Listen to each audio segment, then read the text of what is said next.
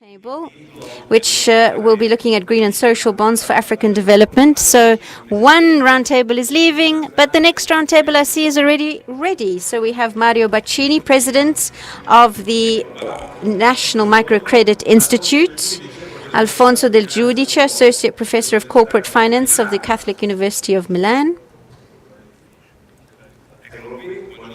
Good morning. Quinto Protti, CEO of Digital Print. Good morning. Monica Simeone, Director and responsible for migration of the Italian Red Cross, and Matteo Zanetti, President of the Technical Committee Finance and Credit of Confindustria. So let's start with talking about inclusiveness, which is a 360-degree theme. And let's start with Mario Baccini, whose experience is not only limited to Italy. He has worked in countries all around the world. And let's find out how we can actually issue small loans so that we can change the lives of people in terms of their growth, in terms of their development. But sometimes what happens with these credit loans is that people are unable to pay them off. They cannot pay them off even though the interest rates are very low. And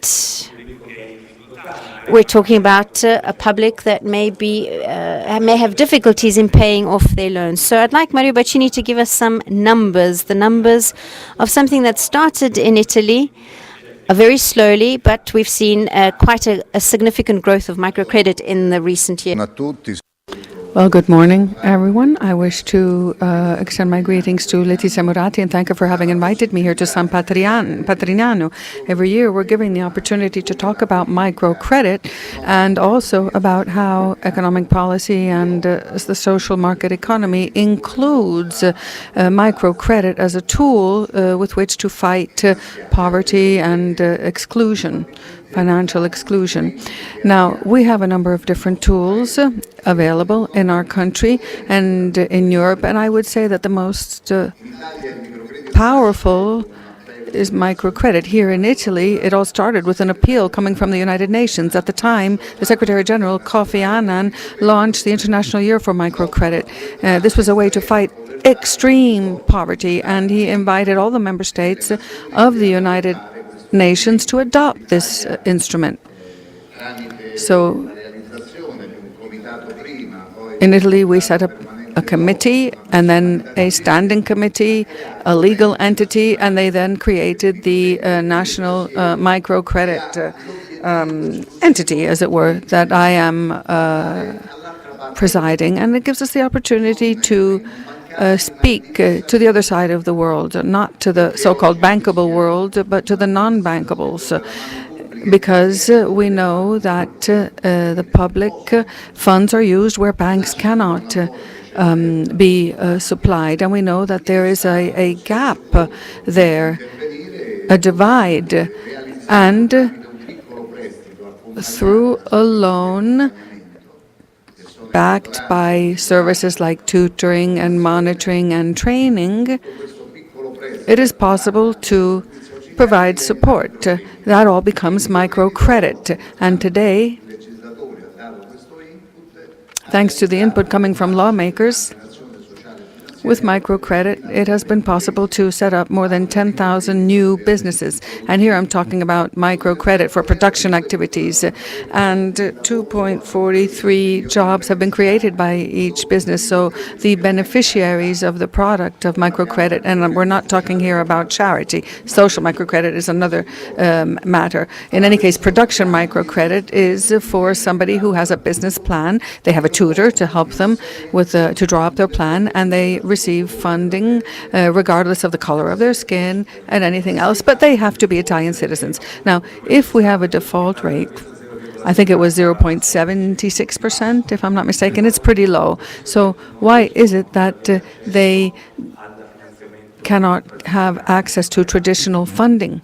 provided by banks because they cannot provide guarantees to the banks. We know that in the banking system they have rules to abide by, crystal clear rules. The Bank of Italy and all these rules are based on on European directives and rules, and we know that guarantees are part of that because banks have to administer the money, the funds of their customers, so they have to be very careful. So this is where we, the state, can intervene. We provide an 80% guarantee thanks to the National Guarantee Fund that has a microcredit section, and we cover about 80% of the risk that might be incurred. And then there is a tutor before, during, and after this whole funding process that follows, that accompanies the client. Now, this default rate has increased in the meantime. That was for last year, the 0.76%. It is slightly higher than that, but it is still below the default rate of the banking system. So this idea of default and the responsibility of the beneficiary of the loan can be seen in this operation. Basically, sometimes there is a default, but that beneficiary is not to be blamed. It is not willful, and therefore, through these services, it is possible to support them. So microcredit now, this is a way of supporting these situations that would otherwise be non-bankable, and therefore they can access funds, the beneficiaries. And we can also operate in the area of training, of education and training, for example. Quinto Proti is the managing director of Digital Print. This is a small company. However, they have decided to offer a special program. They train regular migrants, documented migrants who are here and who are in some sort of distress. And you have set up a program for them. And what are the outcomes of that program? Well, good morning, everybody. I've already presented this program a number of times, and I must say that I'm delighted to be able to do so here because I am from Rimini, and I'm not so young, so I know about the work done here at San Pantheon, and I must congratulate you for this wonderful work that is carried out. Now, this is a project which is small but very ambitious, the one in Africa, because we are trying to provide what is actually needed there. And I've heard a number of very interesting remarks and presentations, and I would like to begin with a slogan that we've coined, and that is that work or jobs are a way to find a home, to create a family, and to restore dignity to people, because often we see these people as numbers and not as persons, as human beings.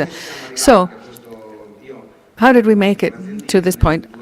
I have a small business. In 2010, it seemed like the world was coming to an end. So I started taking a look outside of our neighborhood. And I had a wonderful friend in Nigeria who was telling me to go down there. And I went, and where was it? In Nigeria. I went to Nigeria, and I must say that I fell in love with what I found there, a very large state. I know that there are many contradictions there, and that is where we began this idea. We wanted to set up a business in Nigeria. In 2015, we were awarded a contract for electoral cards, the ballots in Nigeria, and we worked very well. We were acknowledged, and we decided to set up a printing firm in Nigeria. So, of course, it takes quite a bit of time to get things done there, but we managed to set up the facility. We have all the machinery, the equipment that we need, and by the end of the year, we think we'll be up and running with this printing facility. So, together with our friends from UNAI, which is the Association of Regular Nigerians in Italy, and the Nigerian ambassador to Italy, we decided to run a small project, i.e. to ask 30 Nigerian nationals who are regular stayers here in Italy to be trained here in Italy and to then have a job ready for them in Nigeria. with the help of Confindustria, we are now trying to select these people, to identify them. And I think that this is a very small project, but I think that this is what is needed. We need to train people there so that they can go home in a dignified manner, with their dignity restored to them. How long do you think it'll take? Well, we're already operating in the sense that we have the machinery and equipment already there, so we think we can start using the machinery by the end of the year. And we're already working with Confindustria in order to train these people. What kind of training are you talking about, and who are the trainers? How will they be training? Well, we think that they can be subdivided into 2 or 3 units, and they can be trained on the job in the printing facility that's there. And what if they want to stay here? Will we be sending them off? No, they could stay if they wanted to, but they would need to have a job. Yes. Okay, migrants, again, with Monica Simeoni, who is a co-director of the Committee of Milan in charge of migration area of the Italian Red Cross. So please tell us a bit about what is happening right now in Milan, in the centers that you are monitoring. Well, first and foremost, I'd like to thank the organizers of the forum for opening such a round table and discussing the humanitarian dimension, because it wasn't a given. I wanted to ask if we could first show you a video that I brought along with me. We need to ask our technicians if they have it. Here we go.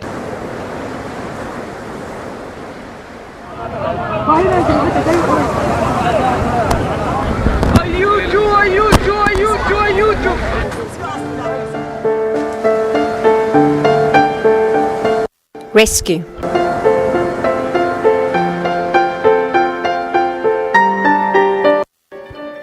Humanity.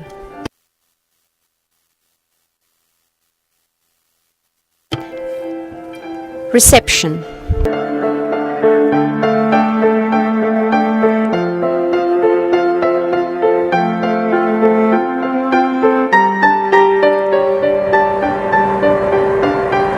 Hope.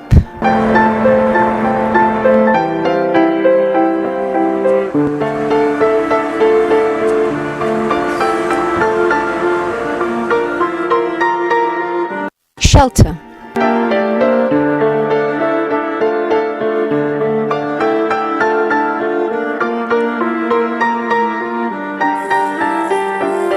Opportunity.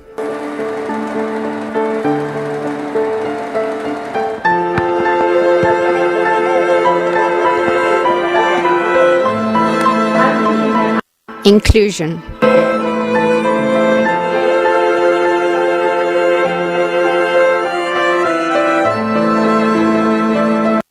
Trust.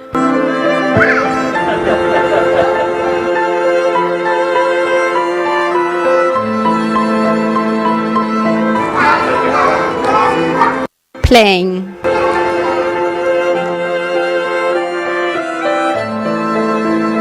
Future.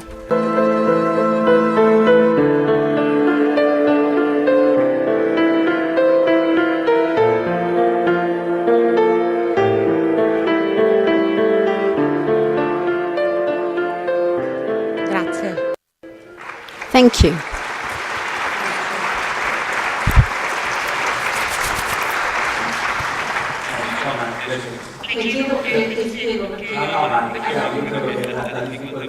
I think the major difficulty in all of this is try to give some sort of normalcy to these people, integrate them. We saw them playing, we saw them being taught new things.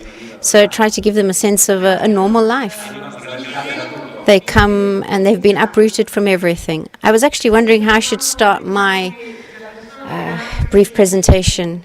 I think these are people who are looking for an opportunity to find, to be saved, to redeem themselves in some way, culturally, economically. When you actually see, when you experience reception, you can see that it can also be an opportunity for the country that receives these migrants. So I was wondering, when I was putting together my little presentation, we're focusing on what we can do in Africa. And of course, the Red Cross and our committee plays an important role in Africa. But in my opinion, at this very point in time, in Milan, it's interesting to understand what we can do here for those people coming from Africa who don't necessarily want to stay in Italy, who might actually want to go back home. So I would focus on the fact that in 2016 and 2017, we had hundreds of thousands of people entering Italy. Not all of them stayed here in Italy. They wanted their legal status recognized in some way. They weren't people who just walked around the streets doing absolutely nothing. We're talking about people who also started learning to read, to write, people who also started being trained here in Italy to get a profession, people who are interested in being integrated in the economic fabric of, I'm referring in this case to the city of Milan. So the initiative that we heard about, for example, the 30 Nigerians, that's a very good idea. So perhaps we should exchange numbers, because we have a lot of Nigerians that might be interested. But the central theme is this. We see a migrant as someone who comes to look for something. We don't know what. But in truth, they are people looking for opportunities. And when faced with these opportunities, if there are the needs, if there are the skills there, then Italy can do a lot for them. Let me just add that, as we heard from the mayor of Milan earlier, I don't want to become political in what I'm saying, but I have to say that the current regulatory framework makes this inclusion very difficult, and in some cases almost impossible or completely impossible.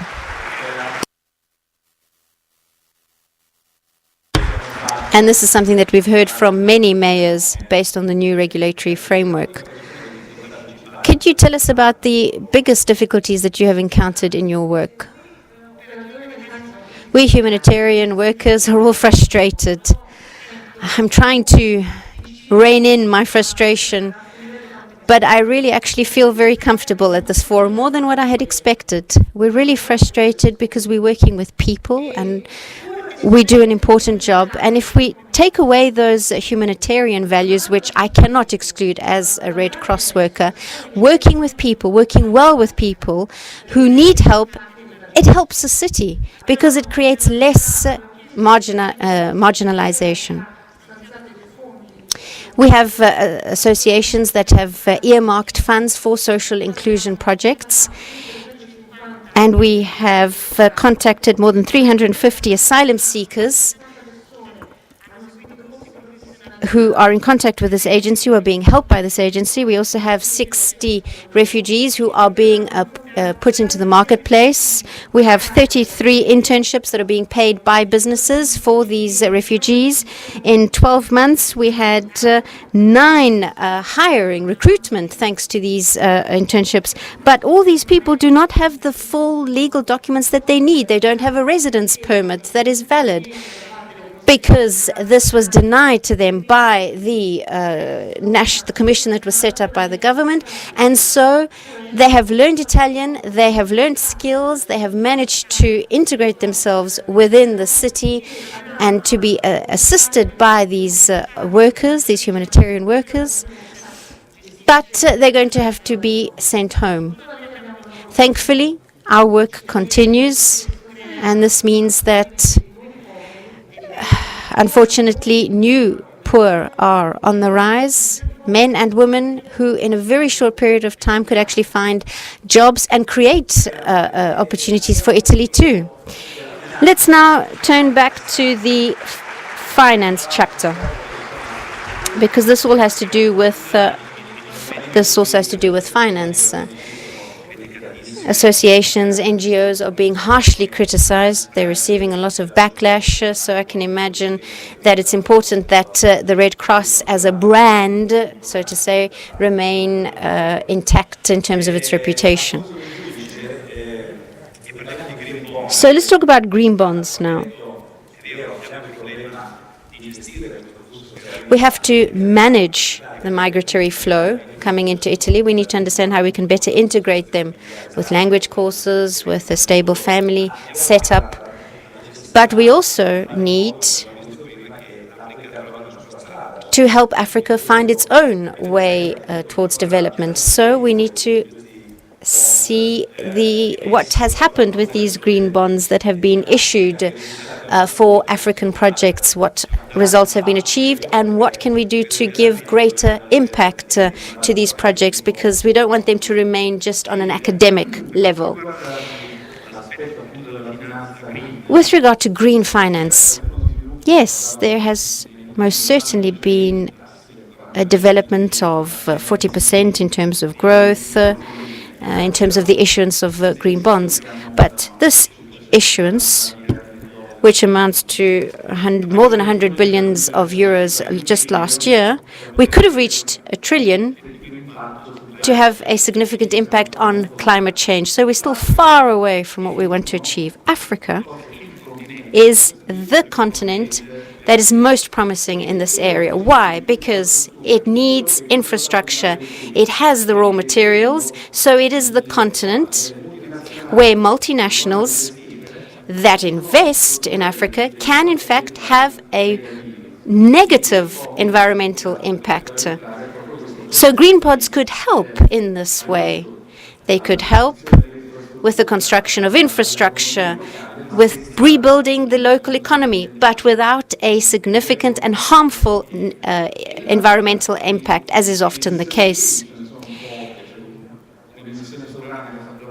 The green bonds issued by Nigeria, a sovereign bond, are the only bonds that have been used. How are these funds used? Well, this is another serious problem, because until now there hasn't been any certification at regulatory level for the issuers. So businesses, and I know that what I'm about to say is very simple, but it is very difficult to understand issuing green bonds because there is no compulsory certification. And that means that the market has to pay the same amount that it pays for a non-green bond. So a company or business, of course, doesn't see the point of a green bond. At the moment, the European Union is proposing a framework, a reference framework, and we hope that this will come about by the end of the year, so that a single framework is created for the issuance of green bonds. I am a university professor at the University of Milan, and I have been to Africa, where I have taught in the masters that we heard about earlier from Mr. Molteni.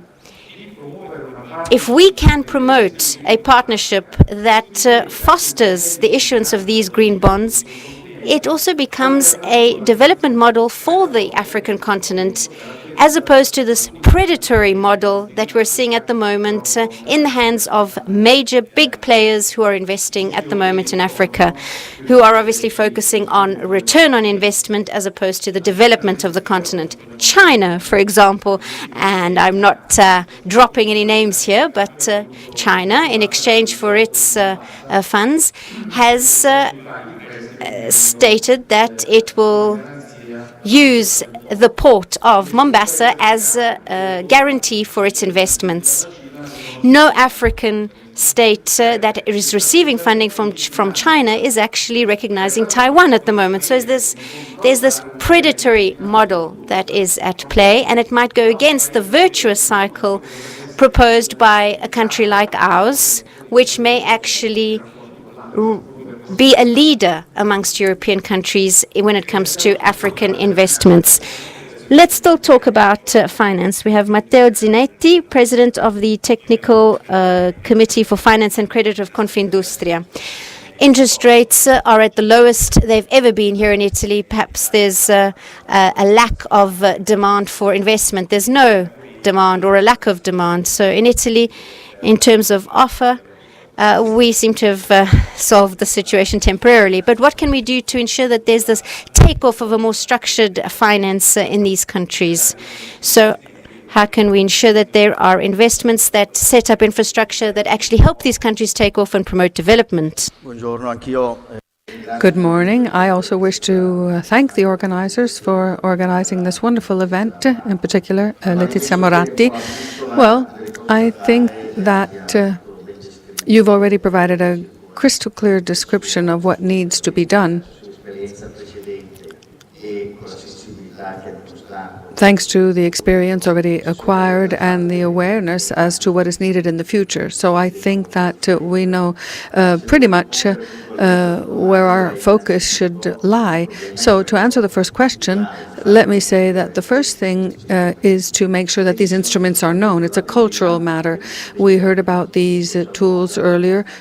Social bonds, for example, they amount to $226 billion at the moment. 75% are social and the rest are green and sustainable.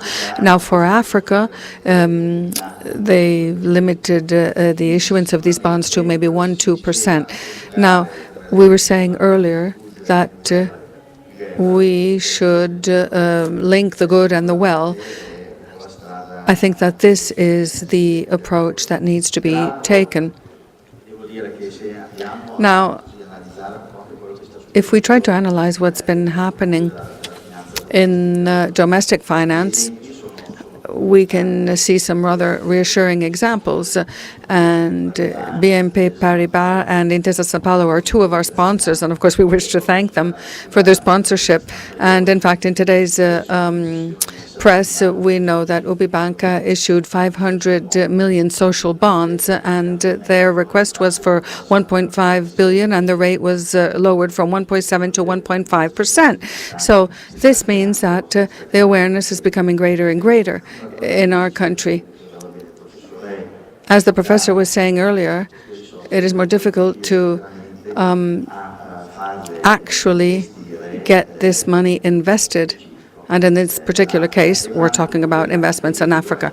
Now, there's another issue which I see out there, and that is that all these projects have to do with large, consolidated and well-structured enterprises that have contacts with the international financial institutions, whereas smaller businesses may be green and social in terms of their certification, but it will be difficult for them to access these tools. So access to some of these resources for the smaller businesses continues to be a problem.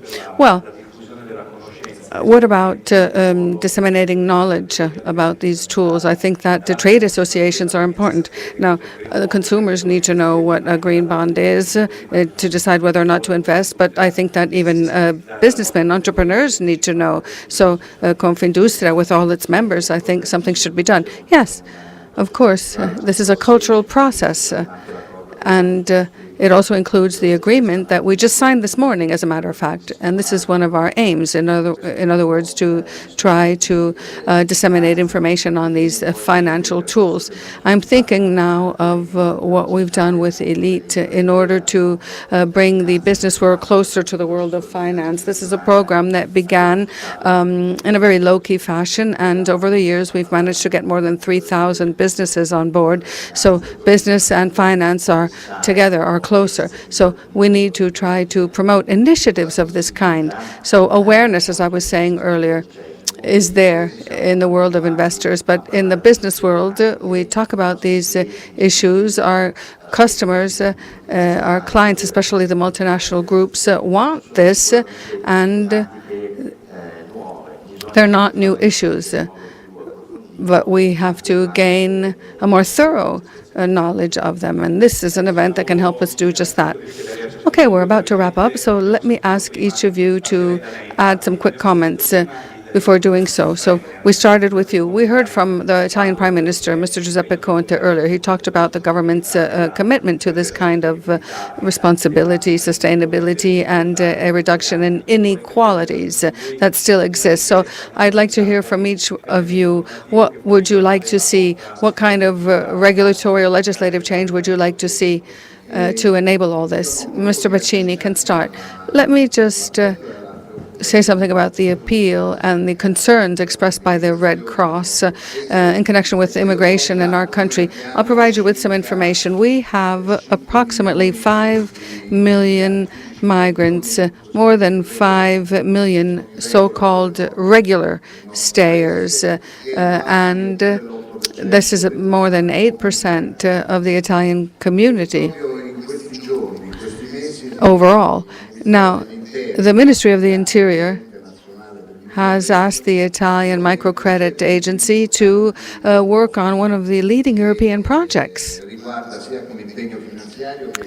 in terms of the financial resources and the human resources that will be needed. And this has to do with the integration of these migrants, their education, training, and I think that in the next couple of days we can even talk about this more, because the goal that we need to achieve is to have at least 3,000 people involved in the project that are currently living in Italy now. They're regular migrants and they need to be socially and economically integrated.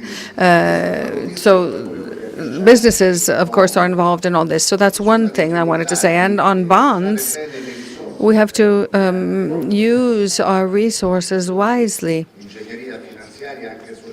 We have financial engineering, social engineering programs even, and we are a public entity. We also work abroad, and we work in the area of international financial cooperation as well. We can administer not only guarantee funds, but also technical assistance funds and cooperation funds. So maybe thanks to the event here in San Patrignano, we can foster this kind of institutional and operational cooperation in order to achieve our goals, which are the well-being of human beings, no matter where they live.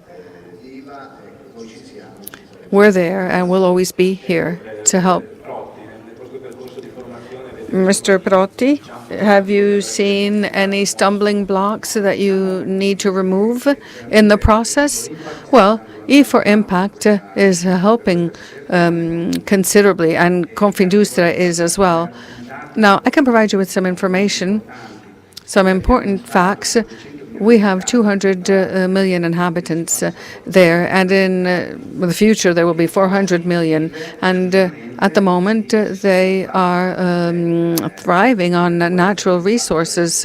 So welfare can be provided because of natural resources that are available. So we need in this country, in Nigeria, to teach people to work, because maybe oil will be used to a lesser extent in the future, so it's going to be a huge problem for them. I go there all the time, and I've already been perceiving this. Often we don't realize what's happening in these countries. So, from my perspective, I would expect to see Confindustria on board. They are helping already in selecting people and personnel, but I would also like to set up facilities there on the spot where we could have some sort of foreign office for small and medium-sized enterprises. We can't do what they do for larger enterprises, so that's my dream.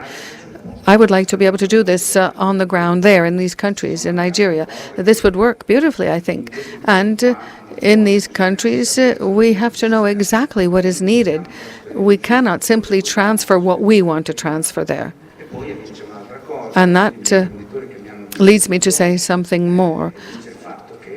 Others have said this. I mean, we're all doing this on our own. We're not networked. We need to be better structured, I think. I think there is an association, Mediterraneo of Confindustria, that it has been for some time now, trying to actually organize the flow into routes. Monica Simone, what do you not like? Well, that's quite a loaded question. 1 minute. I just wanted to say one thing.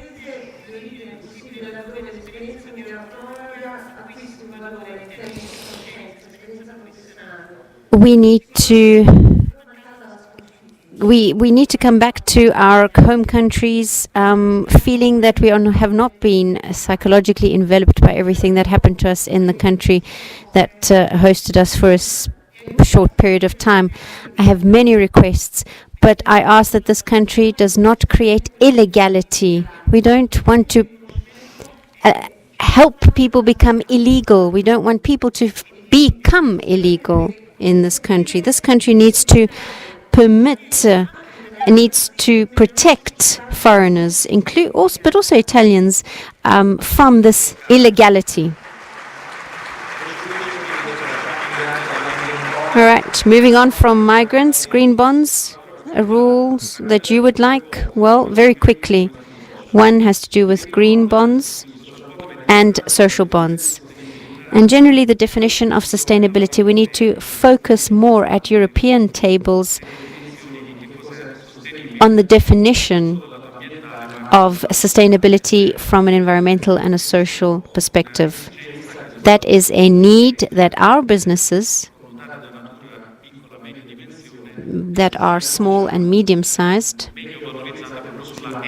need to capitalize on, and they need to focus on the practices. I've studied the social impact bonds, and I've even done empirical research on these bonds. They are very sophisticated, very complex, as we heard from Sir Cohen this morning. So they require that an investor who's actually going to invest actually have some form of a guarantee. He needs some form of a guarantee, and that could come from a public fund, for example, that is dedicated to supporting this social impact bond. I think Mr. Zanetti agrees with the creation of a guarantee fund, which is something that Microcredit maintains. Confindustria has worked on this for many, many years. We've tried to do this.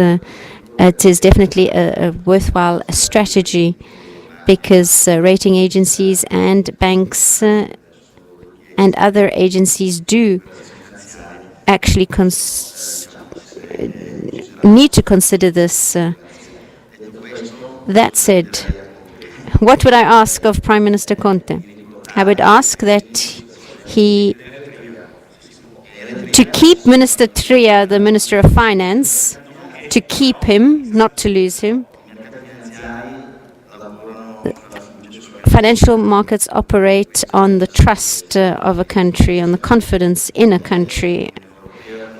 The European Union, with the Turkish ruling and with the Bail-in ruling earlier, it doesn't have much room much margin for maneuver. So we need to remember that there is a tier of our society that is in great difficulty. We also need to remember that wealth is created with the development of businesses, with investments.